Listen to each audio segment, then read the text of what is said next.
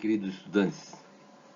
Apresentamos mais uma mini aula de TGP na prática, a de número 3, onde nós estudamos competência jurisdicional.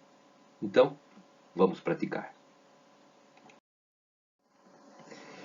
Esta é a questão. A terceira Câmara de Direito Público do Tribunal de Justiça de Santa Catarina confirmou a sentença que condenou solidariamente o Estado de Santa Catarina e o município de Joinville ao pagamento de uma indenização por danos morais e pensão mensal vitalícia em favor de Antônio Praxedes, que ficou cego após esperar, por 1 ano, atendimento para tratar de um deslocamento de retina do olho direito. O valor da indenização foi fixado em R$30 mil. O autor necessitava de procedimentos de vitrectomia e peeling de membrana, prescrito pelo médico da Secretaria Municipal de Saúde, para a sua recuperação. Após aguardar 1 ano para ser atendido, contudo, acabou informado que não seria possível a realização da cirurgia. A demora lhe causou cegueira.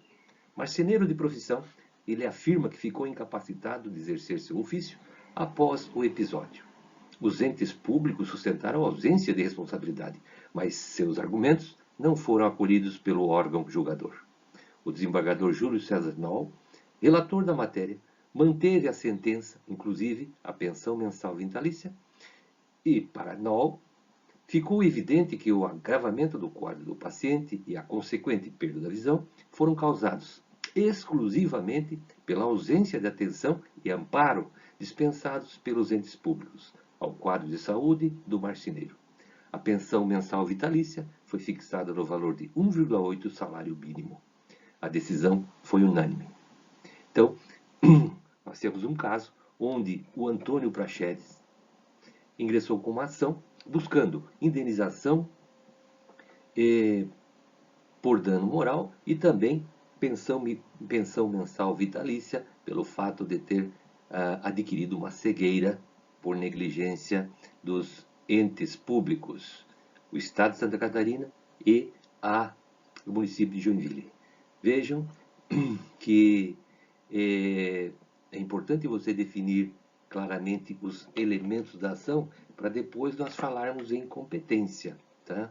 O órgão que julgou este recurso, o recurso de apelação, foi o Tribunal de Justiça de Santa Catarina, uma das câmaras, uma das câmaras de direito público. E por que Câmara de Direito Público? Porque na parte ré existem 2 entes públicos, pessoas jurídicas de direito público. Vamos então à resposta aos questionamentos. Identifique os elementos da ação que levou à interposição do recurso de apelação. Nós sabemos que os elementos da ação são 3: partes, causa de pedir e pedido. Então, as partes. Compõe as partes como autor, parte autora, Antônio Praxedes. Parte ré, o município de Joinville e o Estado de Santa Catarina. Causa de pedir. A causa de pedir foi a cegueira adquirida, certo? Pela negligência dos entes públicos. E essa negligência levou a um dano irrecuperável, um prejuízo à saúde do autor, Antônio Praxedes. Esta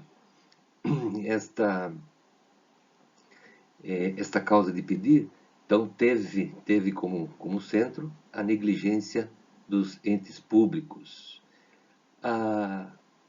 Lembrando que causa de pedir são os fundamentos fáticos e os fundamentos jurídicos e legais. Vejam que existe previsão na Constituição Federal, artigo 37, sobre a responsabilidade objetiva dos entes públicos. Então, no desenvolvimento da petição inicial, provavelmente o advogado discorreu sobre isso e fundamentou a sua tese na petição inicial. Como pedido, presume-se, a partir da leitura dessa ementa, que foram 2 pedidos. A condenação, aliás, foi um pedido da condenação dos entes públicos ao pagamento de pensão mensal vitalícia e o pagamento de uma indenização em dinheiro para em função, né, do dano sofrido pelo Praxedes, o Antônio Praxedes, o autor da ação. Muito bem. O seguinte questionamento: se existe litisconsórcio na ação originária. Lembremos que o litisconsórcio ocorre quando há uma pluralidade de autores ou pluralidade de réus. Mais de um autor ou mais de um réu. E nesse caso está presente o litisconsórcio passivo, ou seja, nós temos no polo passivo dois entes públicos, o município de Joinville e o estado de Santa Catarina. O questionamento C: em qual comarca e em que juízo tramitou o processo de conhecimento desta ação? Bom, em termos de competência absoluta, está corretíssimo. A causa tramitou perfeitamente na Justiça Estadual, né? Justiça Estadual Comum, e em função do Antônio Praxedes, tá? Ele residir no município de Joinville, certo? O foro competente foi o foro da comarca de Joinville, e sendo que o processo tramitou em uma das varas da Fazenda Pública, que aqui pela descrição da ementa não pode se precisar exatamente em qual das varas da Fazenda Pública. Aí você pode perguntar: prof, por que tramitou na vara da Fazenda Pública? Porque no polo passivo nós temos dois entes públicos, um estadual, que é o Estado de Santa Catarina, e um municipal. Então, a regra de competência é que quando estiver ocupando ou no polo passivo ou no polo ativo um ente público, uma pessoa jurídica de direito público, municipal ou estadual, a vara da Fazenda, no caso, na comarca de Joinville, que existe vara da Fazenda Pública, é o juízo competente. O item T, derradeiro: houve uma sentença de mérito? Perfeitamente. Houve a sentença de mérito porque o magistrado analisou a causa de pedir e acabou dando procedência ao pedido. Lembramos que essa, então, é uma sentença definitiva, considerada definitiva. Se não tivesse havido o julgamento do mérito, ou seja, a análise do mérito, nós teríamos uma sentença, lembre-se, sentença terminativa. Mas, neste caso, uma sentença definitiva. E como tramitou, deve ter tramitado, né?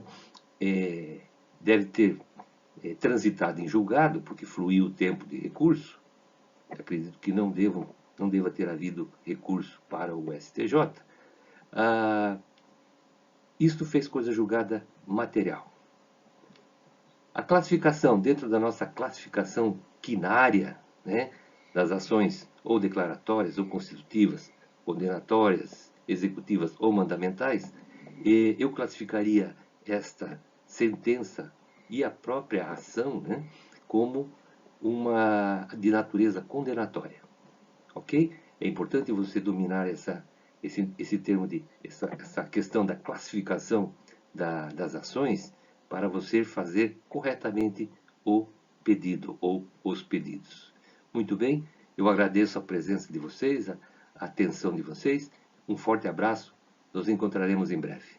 Deus os abençoe.